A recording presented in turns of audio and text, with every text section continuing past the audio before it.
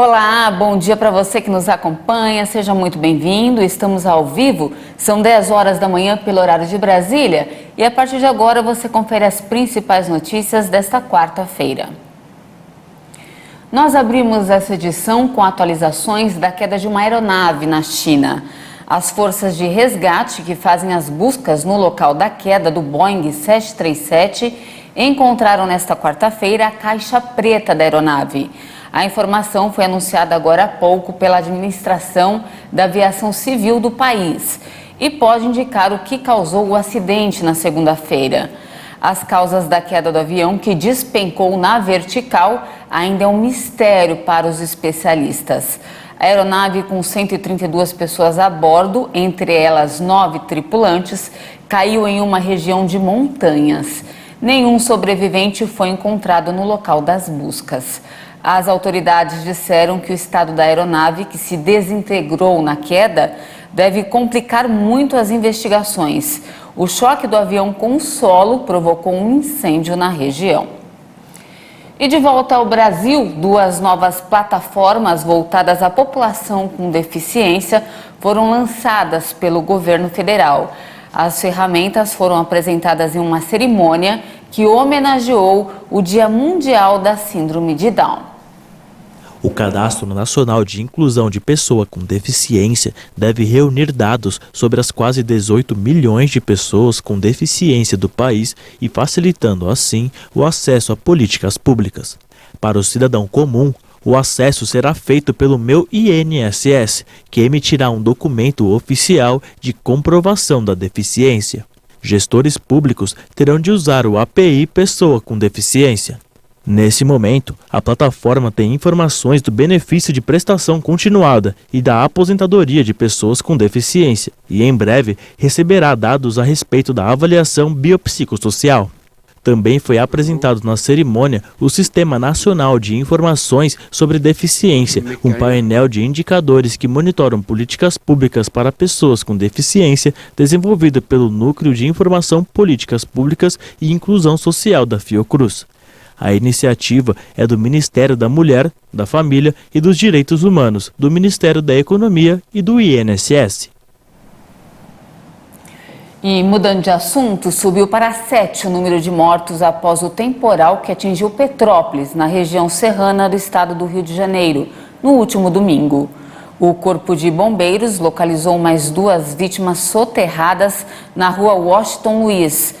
Os corpos encontrados são de um homem adulto e uma adolescente, ainda sem identificação. Os bombeiros e cães farejadores procuram por mais uma vítima desaparecida na mesma região. 34 pessoas foram resgatadas com vida. Agora uma atualização do conflito no leste europeu. A invasão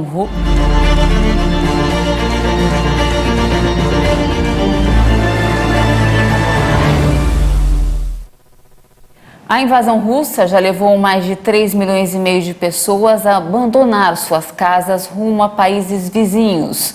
Segundo o Alto Comissariado para os Refugiados, a grande maioria tem se estabelecido na Polônia, com a intenção de ficar no país. Mais de 3,5 milhões de pessoas fugiram da Ucrânia desde o início da invasão russa em 24 de fevereiro. O número foi divulgado pela ONU em uma contagem publicada nesta terça-feira. Do total, 90% são mulheres e crianças. A Europa não havia visto um fluxo tão rápido de refugiados desde a Segunda Guerra Mundial. Segundo o Unicef, mais de 1,5 milhão de crianças se encontram entre os que fugiram. Agências da ONU e a Europol advertiram sobre os riscos de exploração de mulheres e menores com a crise estabelecida no leste europeu. Somente a Polônia abriga mais da metade de todos os refugiados, cerca de 2,1 milhões de pessoas, em torno de 6 a cada 10 que deixaram a Ucrânia. De acordo com a Organização Mundial da Saúde, ao redor de 2/3 querem permanecer no país. A Romênia é a segunda nação com mais refugiados recebidos, cerca de 543 mil, e a Moldávia é a terceira, onde entraram mais de 367 mil pessoas. Ao contrário da Polônia, muitos desses refugiados pretendem seguir adiante e buscar novos locais para se estabelecer. E no 28º dia da guerra na Ucrânia, começou com um pronunciamento do presidente Volodymyr Zelensky. O chefe de Estado afirmou que as negociações de paz com a Rússia seguem difíceis. Zelensky destacou a situação de Mariupol, que continua sob o cerco do exército russo. 100 mil pessoas estão em condições desumanas na cidade portuária e não conseguem deixar o local. Agora, olha só o que aconteceu nos Estados Unidos. São imagens impressionantes. Um tornado fez uma caminhonete rodopiar em uma estrada antes de seguir viagem na segunda-feira. Olha só que impressionante. O incidente foi registrado na cidade de Elgin, no Texas. E o temporal deixou ao menos 3 pessoas feridas, além de dezenas de casas destruídas, segundo as autoridades locais. A gravação mostra o tornado atingindo a caminhonete vermelha enquanto ela cruzava a estrada.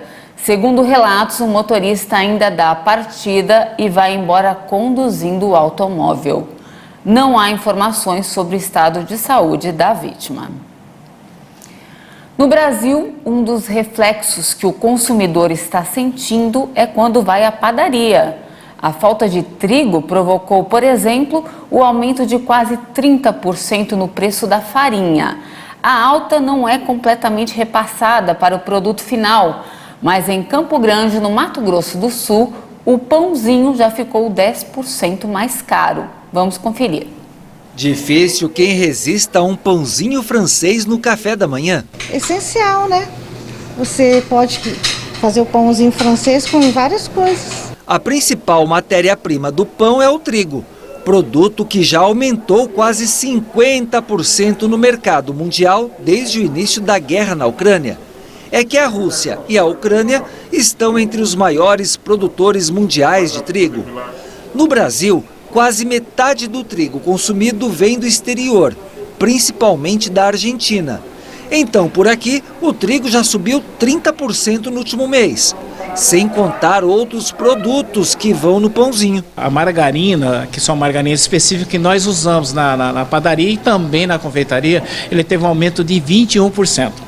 Sem contar também o ovo. Por exemplo, na Semana Santa o ovo subiu 25% e até agora não abaixou nem R$1. Apesar de tantos reajustes, nesta padaria, o dono ainda não repassou para o preço do quilo do pão francês.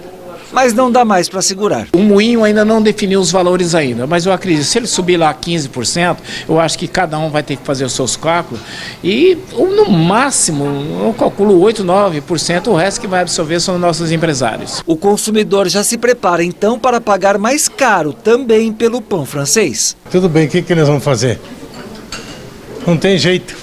E na virada do mês para abril, a indústria do trigo já sinalizou que vai novamente reajustar o produto. Só não se sabe ainda qual será o percentual. Você tem que ser otimista, acreditar, colocar a mão na massa, quando diz trabalhar, porque essa crise vai embora e com certeza a gente vai vencer.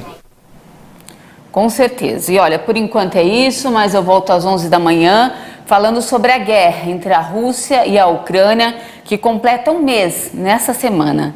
É daqui a pouquinho, você não pode perder e eu espero você. Até mais.